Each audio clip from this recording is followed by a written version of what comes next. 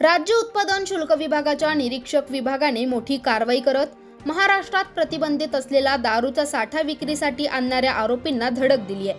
दीव दमण येथे निर्मिती दारूचा साठा राज्यात आणताना पथकाने वाहनासह अडवले। 25 दारूचे बॉक्स, 4 चाकी वाहन जप्त करण्यात आले असून दोघा आरोपींना ताब्यात घेण्यात आल्याची माहिती अधिकाऱ्यांनी दिली आहे। या संदर्भात राज्य उत्पादन शुल्क अधीक्षक छत्रपती संभाजीनगर अभिनव बालुरे यांनी सांगितले की प्रतिबंधित साठा महाराष्ट्रात आणण्याचा प्रयत्न उधळून लावण्यात आला असून संबंधित आरोपींवर पुढील कारवाई सुरू आहे।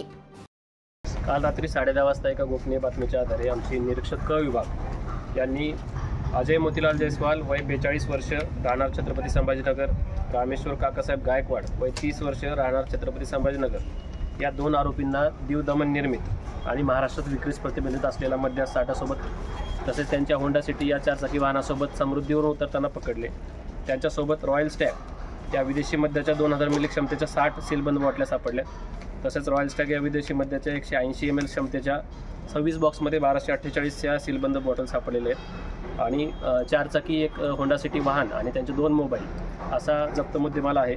जप्त मुद्देमालाची एकूण किंमत 10,65,000 इतके अंदाजे होते आणि ही पूर्ण कारवाई निरीक्षक क विभाग आणि त्यांच्या अधीनस्थ स्टाफ कर्मचारी यांनी एकत्र मिळून केलेली आहे। सध्या आम्ही आरोपींना न्यायालयात उपस्थित करून त्यांची पुढील तपासासाठी जास्तीत जास्त न्यायालयीन कोठडी आपली पोलीस कस्टडी मागण्याचा प्रयत्न करत आहोत। ब्युरो रिपोर्ट, उत्तर महाराष्ट्र न्यूज नेटवर्क, छत्रपती संभाजीनगर।